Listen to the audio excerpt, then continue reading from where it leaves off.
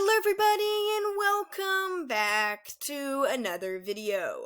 Today I have a super interesting topic to discuss with you all, and it pertains to an insanely beloved concept in the series. I'll be talking about the IceWing vs. NightWing war, a turmoil that truly lasted over 2 millennium. I'll be giving you guys the complete timeline of this feud between these two tribes and discuss how it started, an event that took only the actions and love of 2 dragons. This video will contain spoilers for Darkstalker Legends, The Runaway Winglet, and Darkness of Dragons, so please keep that in mind as well. But before I begin, a huge shout out to my patrons. DarkLover95, Slightest Wild, Thistle, Noobto, Pyvernuke, Avril, and Pancake. Thank you all so much for supporting me. Links to their social medias are in the description down below. Anyways, without further ado, let's get into the video. 2,000 years before the events of Arc 1, Pyria was much different. Not only did some of the tribes have entirely different societies, such as the Rainwings being mostly fierce, but the relations between these dragon types was nothing like how it is now. There was a time before the NightWings and IceWings hated each other. In fact, they were working to become allies. But little did they know, this attempt at driving them together would only drift themselves apart, for what was almost an eternity. It all started when the NightWing Queen at the time sent out a group of her most trusted diplomats to work with the IceWings. They planned a date, and this icy queen allowed the dragons of the Midnight to enter into her kingdom so they could discuss an alliance. After all, the IceWings were arguably the most powerful dragons of the time in a way. They were one of the few to have animus dragons, and their rigid system to only allow 1 spell per dragon kept things seemingly safe. But that didn't mean the NightWings were anywhere far behind. They were dragons of knowledge and wisdom, who possessed great powers of divination and mind-reading in their higher ranks. Both tribes were structured and strict. They seemed like they would be able to get along well, until something shocking happened. This group of visiting NightWing diplomats composed of Starclaws, Discretion, Prudence, and Prudence's daughter, Foeslayer. The first 3 were the Queen's best advisors, so everything seemed as if it would go perfectly.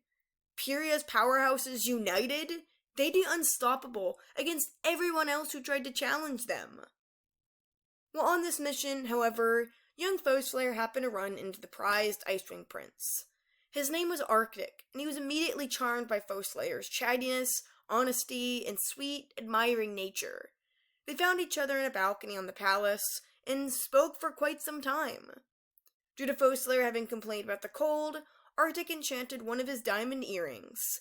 Not only was it a gift, but it would keep her warm in the snowy kingdom. However, in doing so, he broke the greatest rule about animus magic that his tribe held. He used a spell that wasn't meant for benefiting the tribe. Eventually, the 2 were forced apart. They had felt so light in each other's presence, and they loved that feeling of immediate love. Foeslayer flew to her designated dome, only for her mother to inquire where she had gotten her new earring. The NightWing Dragonette tried to pull it off, but due to Arctic's protective enchantment, it wouldn't budge. Foeslayer fought with her mother, saying she had not stolen it, but rather an IceWing gave her the gift. Arctic overheard and eventually intervened, though his new lover was punished. On her way out, however, Foeslayer caught sight of Snowflake, and remembered that she was the dragon Arctic was meant to marry. She grew upset, because she already loved the silver-scaled prince. Arctic and Foeslayer began to sneak out to meet each other as much as possible, and attempted to. They formed a forbidden romance of sorts. When Foeslayer eventually began packing on her final night, Arctic broke the rules yet again. He temporarily froze her mother, Prudence, so that he could talk to the young NightWing in her room. He even proceeded to walk through a wall right after. After apologizing, Arctic proposed that he and Foeslayer escape and live their own life together. The prince had finally had enough of his mother's cruelty and rules after a lengthy conversation the night before, and he saw Foeslayer as the only dragon to truly love him. And actually, she wanted to leave. However, 𝙂𝙬𝙀 was worried what would happen to her tribe and mother if she were to go and be with him alone. She said she would only do so if they could remain in the Night Kingdom, to which 𝙈𝙤𝙢 reluctantly agreed. After unfreezing Prudence, he convinced her to take him back with them to their home. 𝙈𝙤𝙢 began to pave the way for their escape, and froze any dragon who got in the way. It was then that Prudence revealed to her daughter that she brought her here so that she could fall in love with the prince and have animus eggs with him. In reality, there was no peace treaty wanting to be had. The NightWings desired the secret power of their soon-to-be rivals. However, Prudence did not want 𝙈𝙤𝙢 to come with them. It would ruin the plan, after all. If he joined them back home, then everyone would know how 𝙂𝙬𝙀's eventual dragonets would have their animus gene, and the IceWings would be furious. The young NightWing kept her mother's secret, though, and swore to never tell 𝙈𝙤𝙢 of Prudence's secret plan. She didn't even know herself, and had truly fallen in love with the prince naturally. It became time for their great escape, because 𝙈𝙤𝙢 traveling with the pair would mean everyone would know. Several IceWings began to chase the NightWings and the prince as they flew out from the palace. They yelled that 𝙂𝙬𝙀 and Prudence had stolen him from them, and thought that they were 𝙈𝙤𝙢's captors. In the frenzy of it all, 𝙈𝙤𝙢 accidentally killed 2 of the IceWings with his magic. He didn't mean to make their spears hit them, and he was hit with an overwhelming sense of anger and guilt at what he had done. Snowflake saw what he did, and was furious. She said that he didn't deserve to be happy, because he killed his own dragons and doomed his tribe just so that he could be with 𝙂𝙬𝙀. They all finally escaped after yet another IceWing was injured.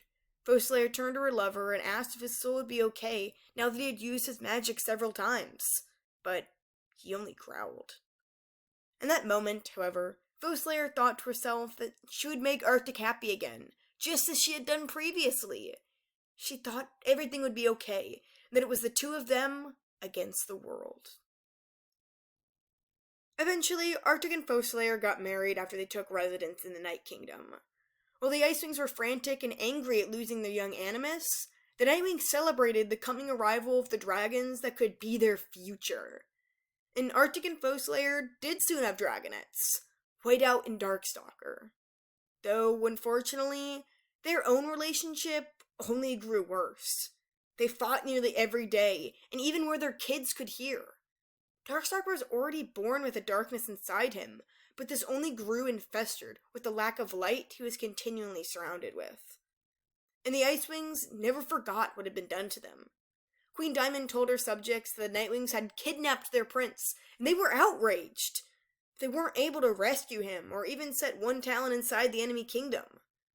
And this is where the conflict grows worse. When he grew older, Darkstalker enchanted the mountains surrounding his kingdom to kill any IceWing that attempted to cross the border. This only fueled the hate between the tribes as IceWing bones littered the great mountain peaks. And even after Darkstalker killed his father and sent the NightWings running to the volcano, things between them and the IceWings had only grown worse. The Frozen Dragons lost their animus magic line forever, and blamed all the NightWings for what had happened. Over the course of 2,000 years, they crafted stories to warn of the Darkstalker. They wanted everyone to despise the Midnight Dragons, and wanted them gone. This lasted for 2,000 years. That was so many generations of NightWings and IceWings that were taught to hate and fear each other. It never ended, especially not with Queen Diamond enchanting the royal crown to make its wearer have nightmares about her enemies. When Darkstalker returned to Pyria, he still had that hatred inside him. He even launched a plague with his animus magic that killed their queen, as well as almost 24 innocent dragons. The IceWings wanted their revenge after losing so many of their own at Darkstalker's cruelty, and rallied their troops to fight outside of Jade Mountain. So many dragons died in the bloody battle that an eternity had led to, and nothing seemed like it would stop. It took a quick act of magic, planned out by 𝙒𝙀𝙀, to end the fight after tons of dragons fell.